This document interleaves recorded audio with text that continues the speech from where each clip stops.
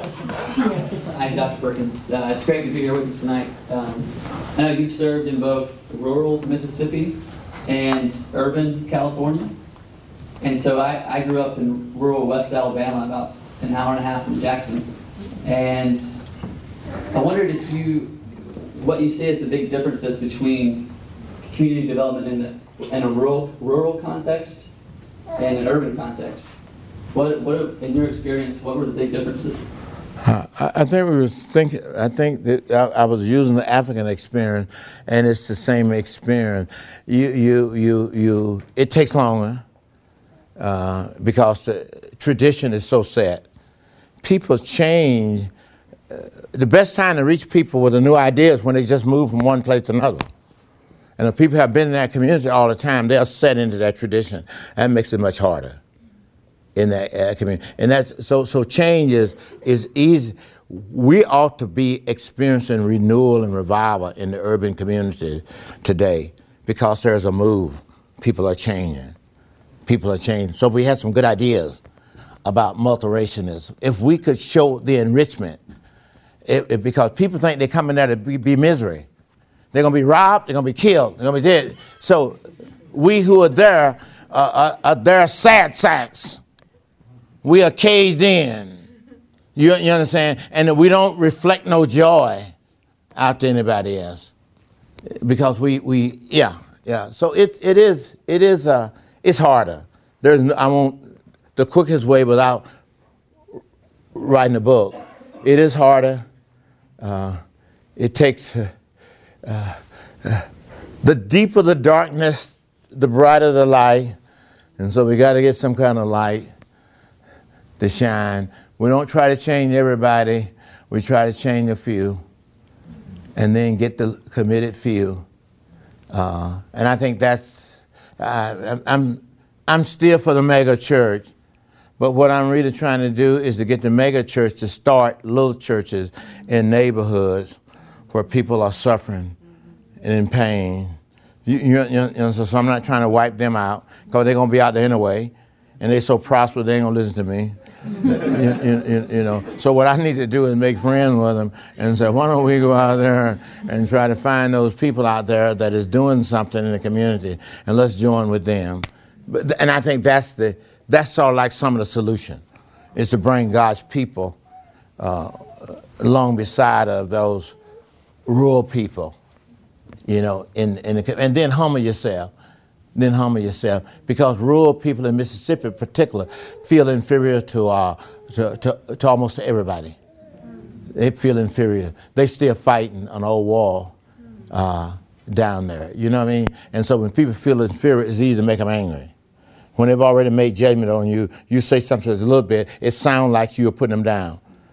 And so that's and they feel that way with Yankees coming down there from anywhere else. That makes it harder. That makes it hard. So you do have a harder problem. But you got to start a little light. You got to start a little light in a dark place. We're going to go here to my left.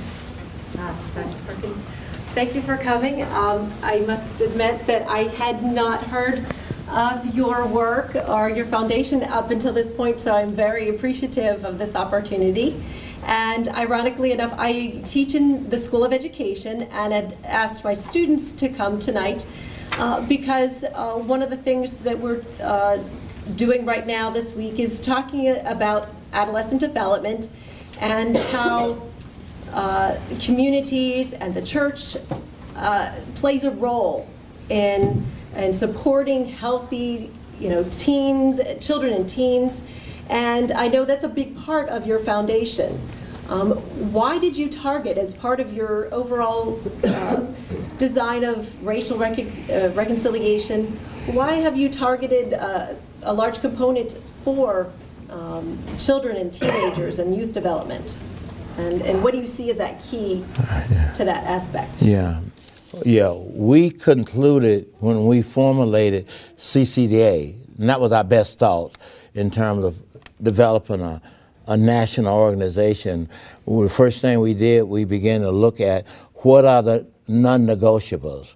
What have we learned in these years of development that guarantees make development flourish or persevere, and it's developing of young people and the raising up of leaders, and we begin to call them raising up of indigenous leadership from the neighborhood and from the community.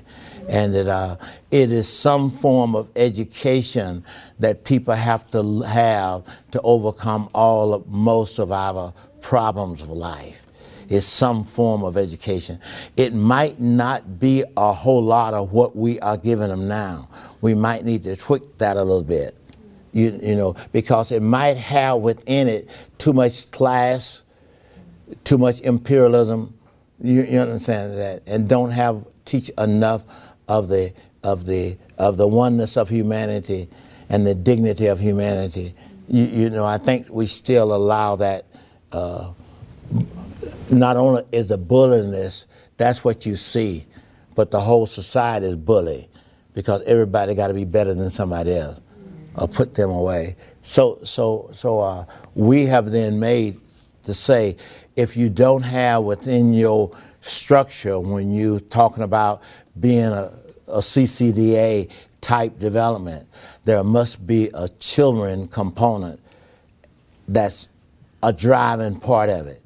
Whatever resources you might have, a proportion of those resources should go back to the children in the neighborhood and in the community.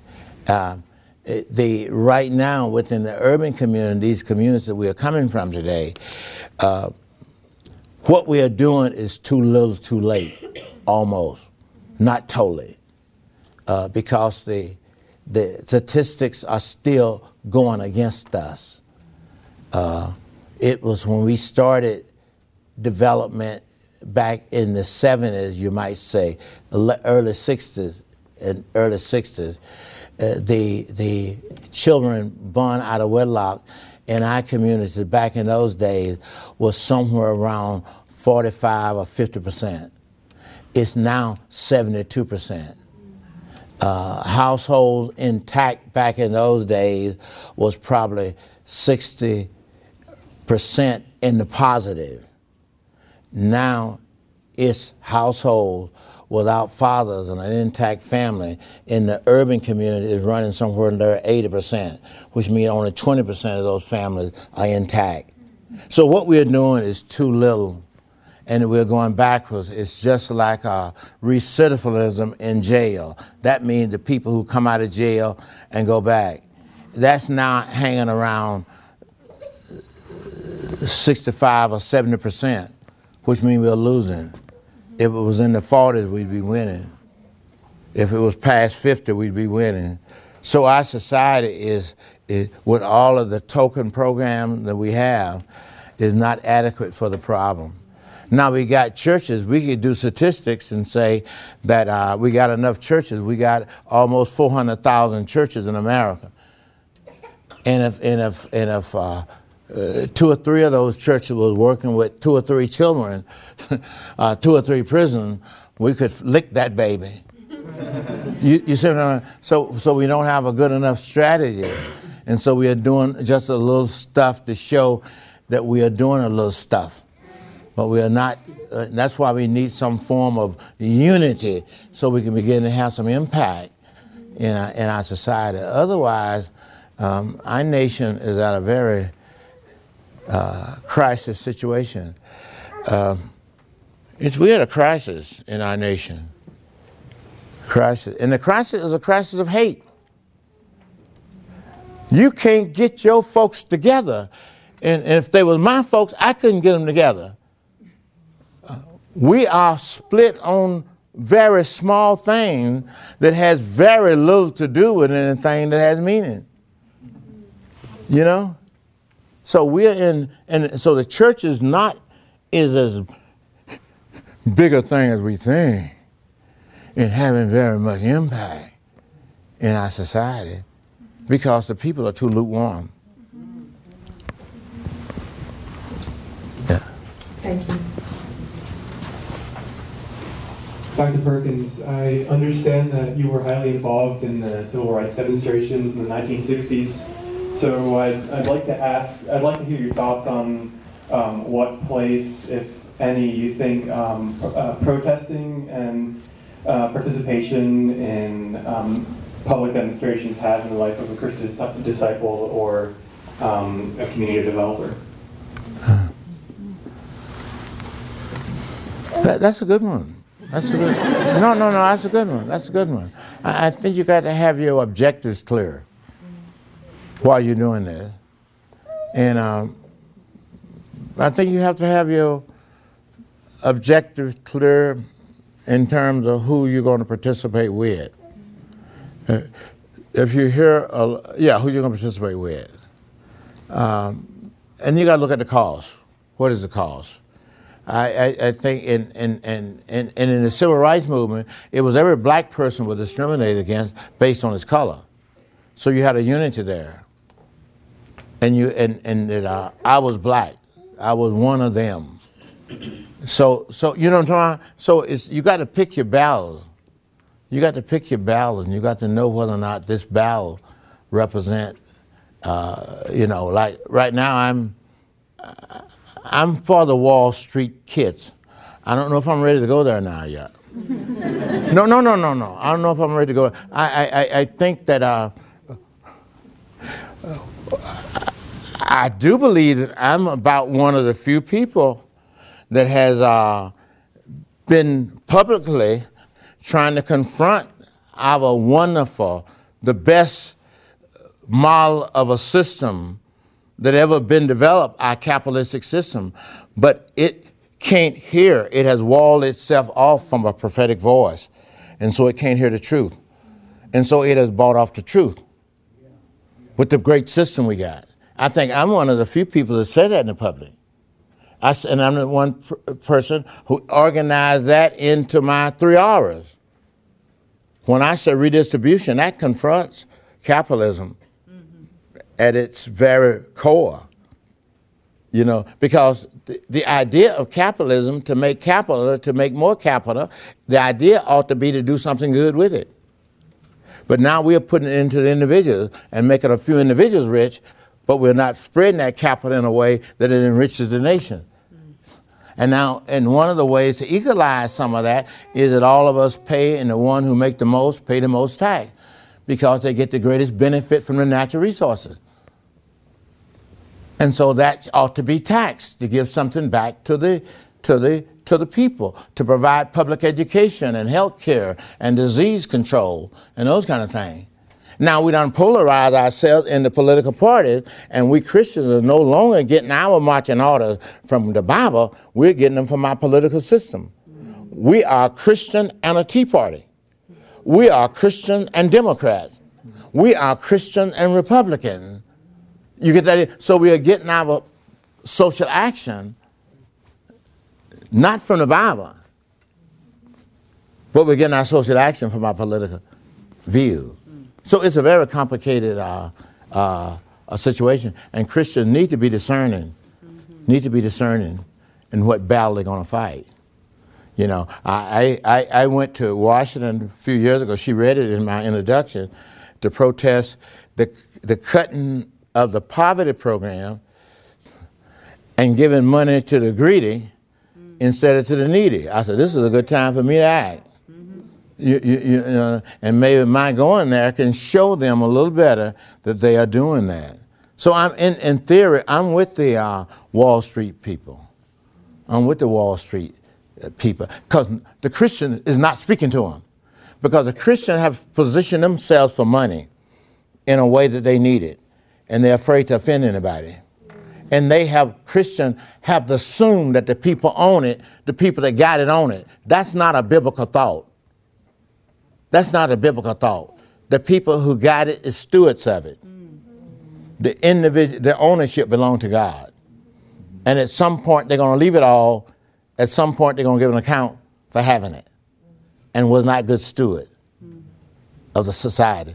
Nobody's telling the Christian that. Now, we got a few people who are not Christian who's doing it better than anybody. Warren Buffett, Bill Gates, and a bunch of their friends are trying to figure out creative ways to give all their money away while they're alive.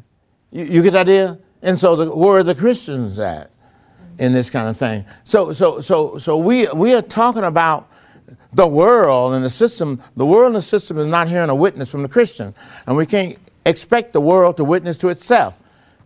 And that's another biblical thought. Jesus says, go into all the world. You shall be my witnesses. Witnesses to what? Witness that there is a just God that died for justice, so that we could be just. That's the motivation of redemption. Is that people, he would create some people who would do justice and righteousness in the world. And they would reflect that and share that in the world. Not by force, not by military might, but by love. That's what the Christian church was supposed to do. Question? Yeah. Dr. Perkins. My name is Angelique Crawford. I'm a senior here at Eastern University, and I am very, very glad to be here tonight. I think one of the questions or one of the things that concerns me the most is, as I look around, there are not that many students of color here. And what I'm concerned about or curious about is how do we, Professor Dirk Boyd mentioned it, there sometimes tends to be a residual anger amongst students of color. So how do we equip them to deal with racial reconciliation, deal with the residual anger, but still understand that that racial reconciliation is still necessary? You go ahead. Because one of the things that you said earlier was that you're glad that we do not have to deal with, our generation does not have to deal with the same issues that your generation and generations before us have had to deal with in terms of race. However, not dealing with those issues on some level has created a complacency. So how do we respond to that complacency? Because I'm not quite sure what to do. Yeah, I hear you. I don't know either. Okay, all of. But here's one of the assumptions that I'm making. We have deified our blackness too, the way white folks have deified their whiteness, and we feel threatened by that. Okay, so we want a black church. We want a black church. We have sort of deified our culture. Our culture is better than them because we can sing better than white folk. We can twist better than white folk. And so we can do that better. And white folks will dilute that. And we won't be able to enjoy it as much. If they get there, they'll tramp our style. So we don't want too many of them there. You know. So that that's at the heart of some of this. And the only way to combat that is to come to the deep truth of it. Otherwise, it's going to be tack on. To call a church, to develop a church based on the race of those people is to minimize the Great Commission. You would see that in business. But how is it we can't see that? And so what we've done then is build around our culture, and that's one thing. Another thing is that the black community, I'm going to us now. In the black community, we challenge the white folks to do stuff that we don't do. Okay, in our neighborhood, in our community. And the white folks are looking at that and they say, where's the black folk doing anything about that? They looking at us killing each other very bad. In my community, white folks ain't killing many of us now. They used to do that before the civil rights movement. The death in my community is black folks killing black folks, and it's almost genocide. That genocide is one race killing another race, and we are killing our own race in the community. These deaths that white people look at that and say, why don't some black leadership rise up to do that? They do something about it. And if they rise up, I'm conscious of the fact that I'm leading beyond my capability. I'm a third grader. I think the only reason white or black folks are following me is because I'm down there with them in the community. And our black folks are trying to get bigger Cadillacs, bigger Mercedes, bigger airplanes, bigger this, bigger this, bigger this. And we like that. And if I look down at that and I said, this is insane. I say it's insane. I say it's insane when the children are killing themselves on the street and that we are getting bigger that. And people look at that and say, what on earth? What on earth? Why should I risk anything in that? The Bible says, follow me. And then Jesus goes to the pain. When Jesus calls people, he calls them to follow him into the pain of this humanity. And so we're not doing it. And then we're asking white folk, and they say, these hypocritical people, I'm going to move out. And if I can't get far enough out, I'm going to come back and gate myself in. I'm going to gate myself in. And I ain't going to send my children to those schools because they're going to contaminate our schools. Ain't nobody talking about that. Ain't nobody talking about that. We saw the fussing around, and our kids are killing each other every day in the community. And I don't like it. God don't like it. These precious young people in our community. And we're watching them die. And we're talking about how big a car we got, how big a house we got, how big of this we got in our society. And with all the energy I got with the remaining of my life, that's what I want to do. I got enough money now to make it. You know? And so I can finally tell the truth and talk the truth about it. You know, and there need to be some people. And of course, money has to do with being content with what you have. That's what makes you rich. I'm quoting a scripture in 1 Timothy right now, chapter 6. Yeah, religion makes you rich. It makes you rich to be content with what you have. You didn't bring nothing to this world, and as certain as you're going to take nothing out of this world. You understand? So it's contentment we need in life. Okay, I'm preaching this, y'all. We need to close probably. We probably need to close. We'll take, do you have a question here? And there's a question here. We'll take your 2 questions, and I'll have one final question, and we'll close out with that. So we're going to come here first. Hey, you're Dr. Perkins. I have a question about discipleship. You talked at the start of our night about being lucky enough to have somebody step into your life at a young age and be able to help you kind of develop, which I think is interesting because I feel like now, I know even in my church, if you want to get discipled, you go to a class. Mm. You know, there's no sense of, and I feel really blessed. Just the other day, I put myself under mentors and counselors and all that stuff, and I'm blessed to have that as an option. I guess my question is, how do we get other people to buy into that, especially in the church? Because you're talking about a paradigm shift. It's the difference between you want to get discipled, go to a class, to you want to get discipled, go be under somebody, and once you're underneath them, you go disciple somebody else. And it's, how do we do that? Yeah, I hear you. It might be more or less the content of what we teach them. You know, I think that the content, because I think there's a movement in small groups. So I think there's a movement there. I think if we could bring discipleship as an important element within this, and then of course people like you become examples. People like you go back to those groups, and then have the passion to be back with those groups. That's another thing. We have to be very careful. I was converted and discipled in sort of an evangelical fundamentalist environment. There came a time in my own growth and development and environment that I could make another choice. Anytime you succeed, you will come to new choices, better choices. And I decided then, where would I go? Would I go more to the liberal, bigger society, where the more social movement going? Where would I go? I decided to stay an evangelical. And I decided then I wanted to live my life out trying to improve the evangelical church, you know, and not so over-condemn it, but to go back in it and be one of those and wrestle with that. Now, I'm saying that's what you have to do.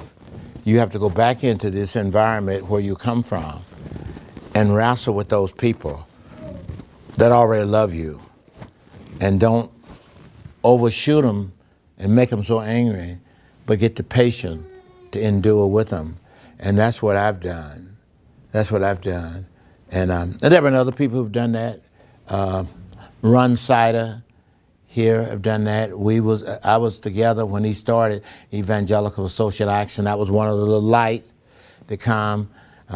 Tony and all of those folks were with us when we started our Evangelical for Social Action in the society. And that has been one of the great things, that a lot of us have stayed together these 40 or so years.